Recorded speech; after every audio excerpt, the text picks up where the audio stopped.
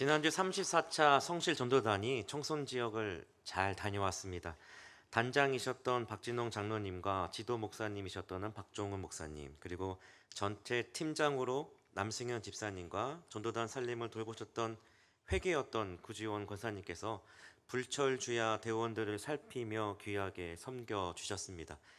무엇보다 주방이며 시설 보수와 또 임의용, 도배와 전도 등 각자에게 맡겨진 그 사역을 기쁨으로 감당해 주셔서 푸른솔 교회와 거대 샤론 교회 그리고 광야 교회 목사님들과 성도님들 그리고 마을 주민들께서 너무나 감사해 주시고 저희를 기쁨으로 반겨 주셨습니다.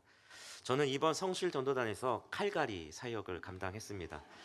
특별히 우리 김동유 집사님과 함께 칼갈이 팀이 합류해 주셔서 하루에 약 100여 개의 칼, 낫, 가위를 열심히 갈고 왔는데요.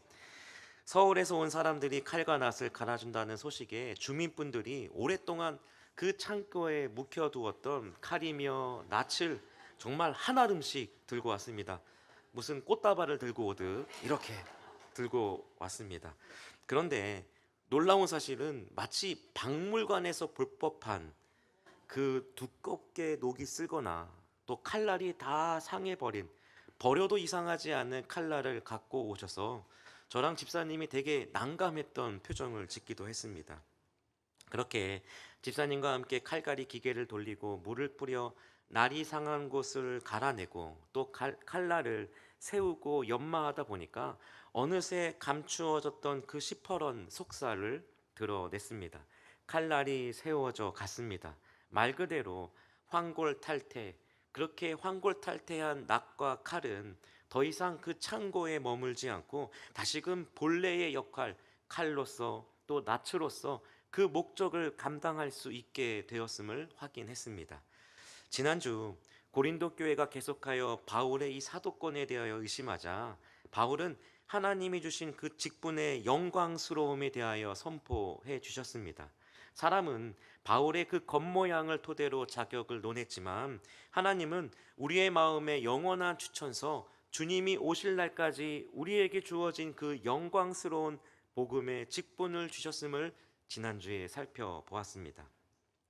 주님께서 맡기신 이 복음의 영광스러운 직분과 앞서 말한 이 칼과 낫을 비교함이 너무나 송구하지만 주님께서 맡기신 그 복음의 영광스러운 직분을 제대로 알지 못한다면 어느새 두껍게 녹이 쓸어버리고 이가 나간 칼처럼 자신의 정체성을 잃은 채 창고 어딘가에 남겨지게 되는 게 우리의 모습이 아닌가 살펴봅니다. 하지만 이 두꺼운 녹이 벗겨지고 또 시퍼런 칼날을 드러낸 이 칼과 낫은 언제든 어디서든 자신에게 맡겨진 그 일들을 감당할 수 있는 것이요, 내가 있어야 할 곳이 주방이고 내가 있어야 할 곳이 바로 논받침을 분명하게 알게 됩니다. 그렇기에 주님께서 맡기신 이 복음의 영광스러운 직분을 분명하게 알았던 바울은 오늘 말씀 12절을 보면 무엇이라 고백하는가? 우리 12절의 말씀을 함께 읽도록 하겠습니다. 시작.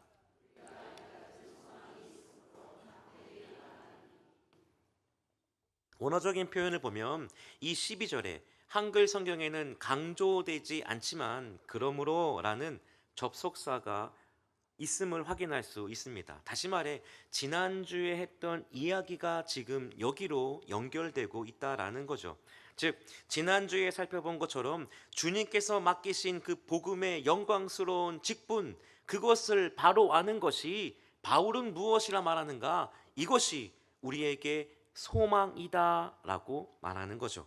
더 구체적으로 그리고 더 근본적으로 살펴보자면 지난주에 읽은 고린도후서 3장 5절 말씀에서 말하는 것처럼 우리의 삶의 만족을 누릴 수 있는 그 원천이 어디로부터 오는가? 바로 하나님께로부터 나왔음을 바로 아는 자가 그 복음의 영광스러운 직분을 제대로 인지하고 있는 자임을 말합니다.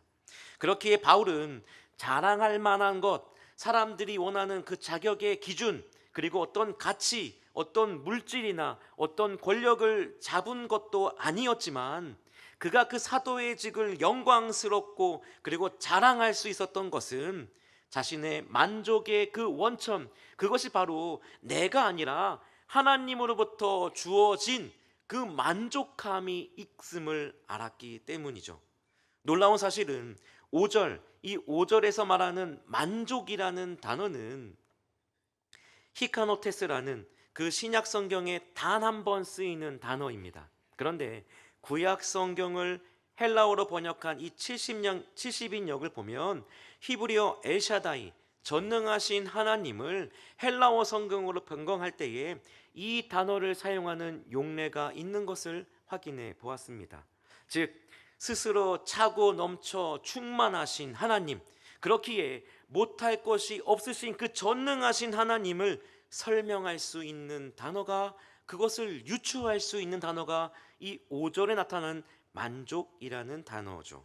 즉 하나님께로부터 충만함을 누릴 수 있음을 아는 사람, 그 사람이 누구였는가? 바로 바울이었고, 바울의 시선이 그 충만의 근원이신 그 전능하신 하나님을 바라보았기에 주님께서 바울에 맡기신 그 복음의 영광스러운 직분을 감당할 수 있는, 어떤 풍파가 몰려와도 사람들이 바울을 거부해도 그는 그 직분을 감당할 수 있는 원동력, 그 힘의 원천, 그것은 전능하신 하나님이었음을, 이것이 바울이 말하는 저와 여러분이 바라보아야 할 소망임을 말합니다. 상반기 신방을 되돌아보면 40, 50대의 자녀를 둔 권사님, 집사님들의 기도 제목 중에 종종 등장하는 기도 제목들이 있습니다. 그것은 이 자녀 세대, 40, 50대의 자녀 세대들이 이직과 퇴직에 대한 기도 제목이었습니다. 가정을 책임져야 할 이 중년에 접어든 이 가장이 고민하고 있는 그 무거운 삶의 무게를 느낄 수 있는, 차마 엄마 아빠에게, 부모님에게 말할 수 없지만 그 겉에 드러나 보이는 그 어머니의 간절한 기도 제목을 함께 들은 적이 있습니다. 그런데 어느덧 제가 그 나이가 되었습니다. 그러다 보니 저에게는 너무나 공감이 되고 너무나 무거운 기도 제목이었습니다. 불확실한 미래, 지금 당장 직장과 사업장에서 수고하고 있지만 얼마 남지 않는 정년, 그리고 불안한 경제, 내가 과연 이 사업이 얼마나 버틸 수 있을지, 내가 또 어떻게 어떤 업종으로 새롭게 출발해야 하는지, 책임져야 할 가족들이 있기에 그 누구에게 말하지 못하고 끙끙 앓을 수밖에 없는 그 고뇌가 느껴졌습니다.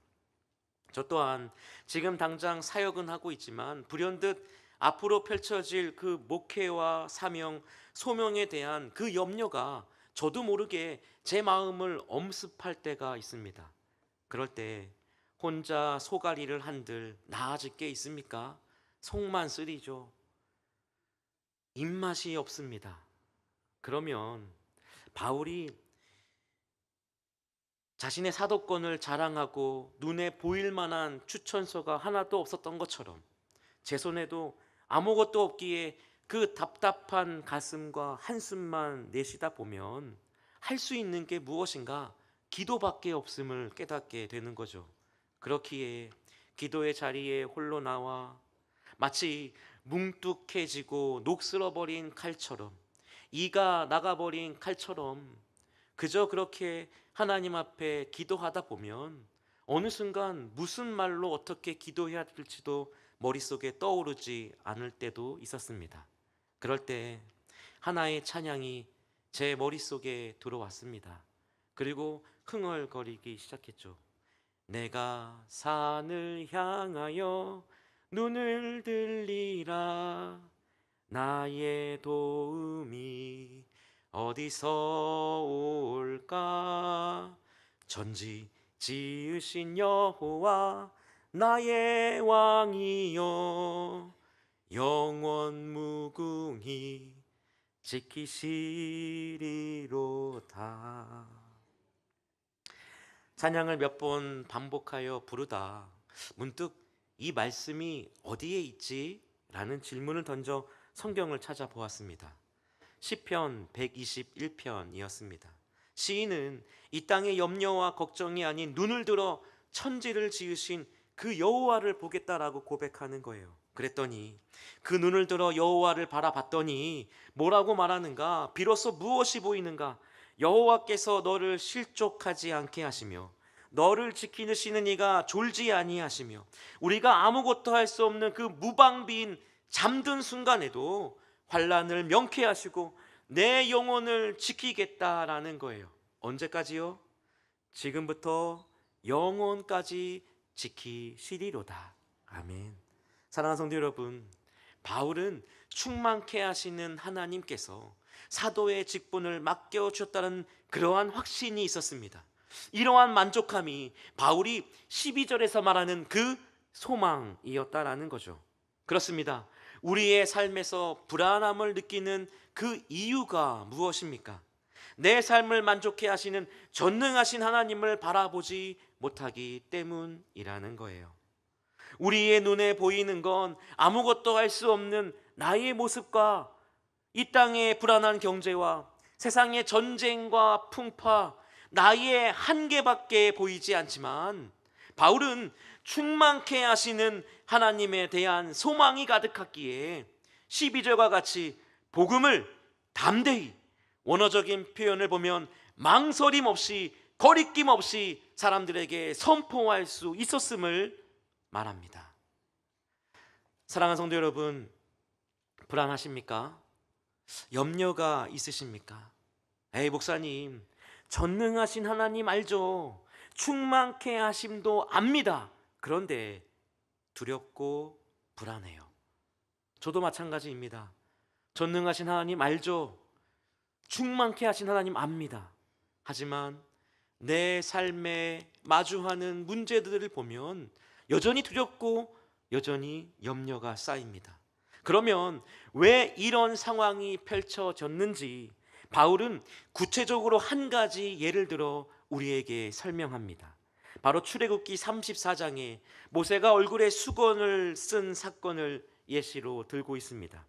출애굽기 34장을 보면 모세가 40주야를 하나님과 대면하여 하나님의 영광 가운데 거합니다.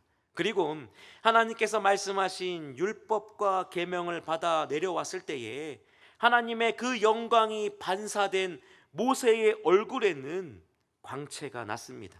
하지만 백성들이 그 모습을 두려워하였기에 수건으로 그 얼굴을 감추었던 사건이죠. 그리고 다시금 하나님 앞에 나아갈 때는 그 수건을 벗었던 이 사건을 바울이 다시 한번 해석하여 주므로 우리 안에 있는, 머리로는 알지만 여전히 우리의 삶에는 두려워하는 그 문제가 무엇인지를 설명하고 있다라는 거죠. 바울은 모세가 수건을 쓴 것에 대하여 백성들이 13절과 같이 장차 없어질 것의 결국, 즉 언젠가는 사라져버릴 그 율법의 영광에 집착하지 않게 하였다라고 말하죠. 왜 그렇습니까? 율법의 영광은 위대하지만 그 율법을 완성하시고 성취하실 예수 그리스도를 통하여 나타난 더 큰 영광에 비하면 너무나 일시적인 그림자에 불과했기 때문입니다. 만약 모세가 이 광채를 가리지 않고 그대로 두었다면 백성들은 그것이 영원한 구원의 영광인 줄 알고 착각하고 거기에 몰두했을 거란 말이죠. 하나님보다 모세에게 더 집착했을 겁니다. 하지만 모세는 백성들이 장차 오실 참된 메시아를 바라볼 수 있도록, 그 메시아를 사모할 수 있도록 스스로 그 수건을 감싸 자신의 얼굴의 광채를 가렸던 모습입니다. 그런데 문제는 무엇입니까? 이러한 모세의 의도와 다르게 14절을 보면 이스라엘의 마음은 돌처럼 완고했다 말합니다. 그들은 모세를 통해 확인한 영광보다 더 큰 그리스도의 영광을 소망하기보다 여전히 그 수건을 뒤집어 쓰고 있었다라는 거예요. 모세는 율법의 영광이 끝이 아니기에 그 수건을 썼는데, 마음이 완악한 이스라엘 백성들은 율법을 완벽히 지켜 의를 이루고 구원을 얻을 수 있도록 로마서 10장 3절에 자기 의를 세우고 하나님의 의를 복종하지 않는 그러한 영적 교만의 수건을 뒤집어 쓰고 있었다라는 겁니다. 이러한 영적 무지와 교만이 예수 그리스도를 바라보지 못하게 하는 수건이 되어 그들의 마음을 완전히 덮어버린 거죠. 그런데 스스로 마음을 덮어버린 이스라엘이 망각한 사실이 있습니다. 그것이 무엇인가? 출애굽기를 보면 아무런 자격이 없는 이 애굽의 노예들을 다시금 하나님의 백성으로 부르시고 유월절 어린 양의 은혜로 구원을 베풀어 주셨다라는 거예요. 그리고 나서 이 율법을 하나님의 영광이 비추어지게 하셨던 거지, 그들의 어떤 수고와 그들의 어떤 노력과 그들의 어떤 헌신의 결과로 주어진 그 구원과 율법이 아니었다라는 거죠. 출애굽기는 분명하게 선포합니다.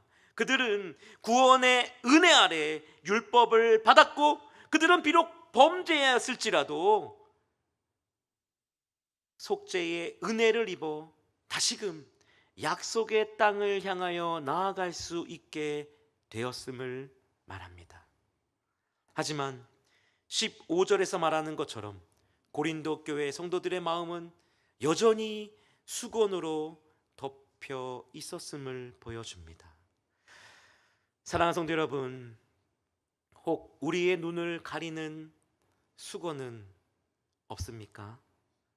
내가 이만큼 예배드리고, 내가 이만큼 헌신했고, 내가 이만큼 헌신했으니 하나님이 내 삶에 이만한 복과 상을 주심이, 내 삶이 형통하고 내 삶이 잘 되는 것이 그것이 마땅하다, 그렇게 생각하는 것, 그것은 교만입니다.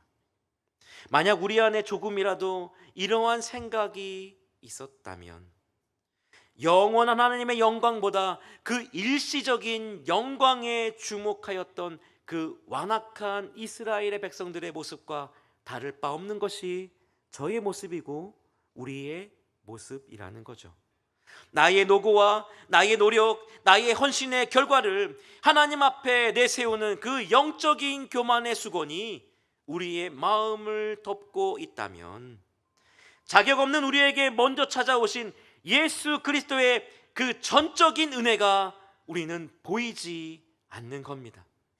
두껍게 녹이 슬고 이가 나간 칼처럼 내 공로만을 의지하는 삶에는 복음의 영광스러운 직분도, 그 하나님의 충만한 정체성도, 우리에게 맡겨진 그 사명도 덮어져 있으니, 전능하신 하나님, 충만케 하신 하나님, 그러한 하나님을 머리로는 알지만 우리의 삶으로 받아들이지 못하는 겁니다. 이러한 우리에게, 그리고 여전히 완악한 수건을 덮은 고린도 교회 성도를 향하여 바울은 무엇이라 선포하는가? 16절을 보면, 그러나 언제든지 주께로 돌아가면 그 수건이 벗겨지리라. 구약의 모세가 주님 앞에 설 때에 그 수건을 벗었던 것처럼 오늘날 우리가 새 언약의 성취자로 오신 예수 그리스도 앞으로 돌아가기만 한다면 모든 영적인 교만의 수건은 완전히 벗겨지게 됨을 선포합니다. 중요한 것은 16절에서 말하는 이 돌아가면이라는 단어는 단순히 우리 몸의 움직임 정도가 아니라 영적인 돌이킴, 다시 말해 내 의를 자랑하던 자리에서 완전히 돌이키는 참된 회개. 회개라고 말하는 것은 나의 생각으로만 하는 것이 아니라 내 삶으로, 내 마음으로 우리의 전인격을 다하여 그 자리를 돌아서는 것. 아무것도 할 수 없는 내 팔의 힘을, 나의 수고와 나의 헌신과 나의 노력, 주님께 드렸던 그 헌금의 가치를 붙들기보다 아무것도 할 수 없는 나의 연약함을 내려놓고, 나의 공로를 내려놓고, 내 모든 것을 내려놓고 주 예수 그리스도의 십자가 은혜면, 그 은혜가 아니면 나는 죄인에 불과한 무지한 자임을, 죄인임을 바로 인지하는 것, 하나님만이 나의 소망 되심을 바라보는 것, 나의 머리로만 아니라 나의 입술로, 나의 마음으로, 나의 삶으로 그것을 인정하며 수고함으로 오늘도 넘어지지만 다시 주님만을 바라보며 일어서는 것. 어떻게 그럴 수 있을까요? 내가 아무리 생각을 한들 그렇게 하기가 쉽지 않은데, 이제는 주님만 바라봐야지 하지만 막상 문제를 마주하면 주님보다 나의 부족함을 바라보는 우리, 나의 힘으로 주님을 바라볼 수 없는 우리는 어떻게 해야 하는가? 17절을 보시면, 주는 영이시니 주의 영이 계신 곳에는 자유가 있다. 바울은 우리와 함께 하시는 그 성령을 통하여 참된 자유를 누릴 수 있음을 선포합니다. 한 시대에 이루어졌던 예수 그리스도의 그 십자가 사건을 통한 그 죄와 심판과 죽음으로부터의 자유가 성령을 통하여 각 시대와 세대와 민족을 뛰어넘어 모든 불안과 걱정과 근심으로부터 완전한 자유를 누릴 수 있도록 우리와 함께 하시는 그 성령께서 지금도 말할 수 없는 단식으로 우리를 위하여 친히 간구하시는 그 성령의 역사가 저와 여러분이 그 문제 앞에서도 오직 주님을 바라볼 수 있도록 이끌어 주십니다. 그 결과 우리는 수건을 벗은 얼굴로 주의 찬란한 영광을 바라볼 수 있게 됩니다. 아무것도 할 수 없어 주 앞에 기도의 자리에 나왔지만 아무런 고백도 할 수 없는 저에게, 때로는 여러분에게, 우리에게 성령께서 우리와 함께 하사 우리의 마음을 어루만지시고 우리의 시선이 이 문제가 아닌 주님을 바라보게 하시고 우리 입술의 원망과 저주가 아닌 하나님을 향한 감사와 소망과 믿음의 선포를 내뱉을 수 있게 하는 것, 그것은 성령이 지금도 여전히 영원토록 저와 여러분의 마음을 어루만지시고 이끌고 계신다라는 증거입니다. 우리는 우리를 애워싼 그 수건을 벗고 주의 찬란한 영광을 바라보아야 합니다. 그럼에도 우리가 잊지 말아야 할 것은 18절을 보면 바울은 거울을 마주하는 것이라 말합니다. 그런데 바울 시대의 거울은 오늘과 같은 거울이라기보다 청동으로 만든 거울이었기에 때로는 희미하고 때로는 왜곡되어 보일 수도 있었습니다. 동일하게 우리에게 맡겨진 삶을 사는 동안 이 복음의 거울을 통하여 경험하는 그 은혜의 영광은 놀랍습니다. 하지만 그것이 우리에게 주어진 100%의 영광을 우리가 다 볼 수 없다라는 거죠. 때로는 그 영광이 보이는 것 같으나 그것이 완전히 나에게까지 오지 않는 것 같고, 어떤 희미한 것들이 보이는 것 같으나 그것이 때로는 초점이 맞지 않는 것처럼 보일 수도 있고, 하나님의 분명한 십자가 사건을 보이나 그것이 어쩌면 나와는 조금 거리가 느껴지게 이 시대를 살아가는 우리에게는 그렇게 느껴지는 것이 당연할 수도 있다라는 겁니다.